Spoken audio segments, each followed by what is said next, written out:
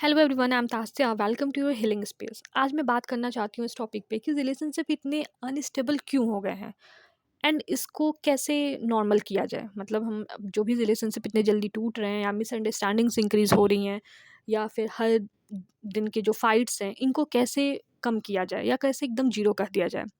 सो छोटी सी एक बात समझिए कि कोई भी रिलेशनशिप एनर्जी लेवल पे कनेक्ट होता है। आप चाहे मानो या ना मानो, लेकिन हर रिलेशनशिप ना एनर्जी लेवल पे कनेक्ट होता है। कुछ एनर्जी आप एक्सचेंज कर रहे होते हो, उसी एनर्जी जो एक्सचेंज बन रही होती है ना एक फील्ड, वही आपके रिलेशनशिप को बनाता है किसी के भी साथ। और ये रियलिटी है और यहीं पे प्रॉब्लम आ जाती है, क्योंकि आज का जो ज़माना है ना बहुत ज़्यादा फास्ट हो गया है।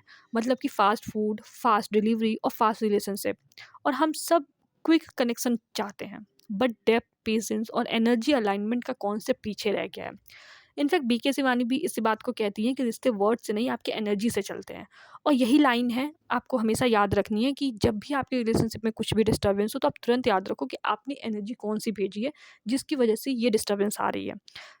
सिंपल सा एक आप समझो कि कभी आप सोचो कि आप किसी से बात कर रहे हो, बाहर से आप स्माइल कर रहे हो लेकिन अंदर से आप खुश नहीं हो, आपको कोई बात सता रही है या फिर आप इनसिक्योर फील कर रहे हो, तो वो एनर्जी सामने वाले तक पहुंच जाती है। आप कुछ करो ना करो, वो पहुंच जाती है और एक डिस्कनेक्ट सा उस इंसान के साथ फील होने लगता है। जैसे कि आप किसी अपने फ्रेंड से मिले हो, किसी भी फ्रेंड से एंड मिले, आप बात किए, सामने आपने स्माइल किया, हाँ हाँ बोला, एंड जैसे वो इस इंसान के आपने बोला अरे यार चलो जान छूटी, अच्छा हुआ जल्दी से चला गया। वो क्यों ऐसा होता है? वो इसलिए नहीं होता है कि वो इंसान आपके लिए खराब है या जो भी है, क्योंकि वो एनर्जी सही नहीं है वहाँ पे। आप कुछ और सोच रहे हो उस इंसान के लिए, वो इंसान कुछ और सोच रहा है, तो दोनों की एनर्जी एक दूसरे के लिए सही नहीं है। इस वजह से वहाँ पे आप बहुत ही डिस्कनेक्ट का फील करते हो, निगेटिव चीज़ें बहुत ज़्यादा फील होती हैं। और यही हो रहा है आजकल के रिश्ते में। मतलब कि आजकल के जो रिश्ते हैं ना एनर्जी लेवल पे वीक हो रहे हैं, क्योंकि फाउंडेशन इमोशनल नहीं है, वाइब्रेशनल नहीं बनाई गई है। इस वजह से ना बहुत ज़्यादा दिक्कतें आ रही हैं। कभी सोचा है आपने कि जब आप किसी से मिलते हो तो आप उन्हें क्या एनर्जी दे रहे हो? मतलब क्या प्यार, ट्रस्ट, रिस्पेक्ट या इनसिक्योरिटी? और इतना याद रखना कि यूनिवर्स ना आपके वर्ड्स पे ध्यान देते हैं, ठीक है? आपके वाइब्रेशंस पे ध्यान देते हैं, ना कि आप क्या चीज़ें कहना चाह रहे हो या क्या आप सोच रहे हो दिमाग में, इस पे वो ध्यान नहीं देते हैं। आपकी वाइब्रेशन क्या है ना, इस बात पे उनका ध्यान ज़्यादा होता है।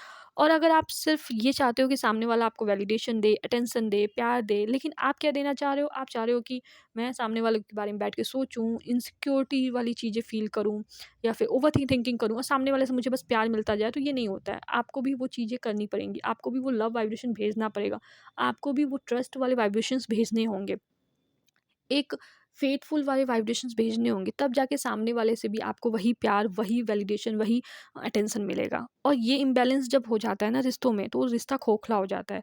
और रिश्ते में सब नॉर्मल लगता है कि अरे हम सही से तो हैं, हैंग आउट कर रहे हैं, बाहर हम डेट्स पे जा रहे हैं, हम डेली बातें कर रहे हैं, सब कुछ सही लगता है। लेकिन एक चीज़ मिसिंग होती है, वो यही चीज़ होती है कि रिश्ते में सब कुछ अच्छा होते हुए भी ना जब कुछ ना कुछ डिस्टर्बेंस आ रहा होता है, तो ये यही चीज़ होती है कि आप एनर्जी लेवल पे एक दूसरे के लिए सही नहीं उस टाइम फील कर रहे होते हो। देखो, सबसे हमारी मतलब एक अजीब-सी आदत क्या है ना कि रिएक्ट कर देना। मतलब कुछ भी होता है हम बहुत जल्दी रिएक्ट करते हैं, बिना सोचे हम रिएक्ट करते हैं। उसने रिप्लाई नहीं किया, कॉल बैक नहीं किया, स्टोरी अपलोड कर दी बट मुझे इग्नोर करके। पर रियल गेम रिएक्शन नहीं है, वाइब्रेशन है। जितना ज़्यादा आप रिएक्ट करोगे उतना लो वाइब्रेट करोगे, और जितना काम रहोगे उतना आपकी एनर्जी फील्ड पावरफुल बनेगा। सो नेक्स्ट टाइम जब कोई भी र्यूड लगे या कोड लगे तो 1 सेकंड रुको और बोलो कि उसकी एनर्जी लो है, आपको अपनी एनर्जी हाई रखनी है एंड वाइब्रेशन हाई रखना है, and that one moment change everything.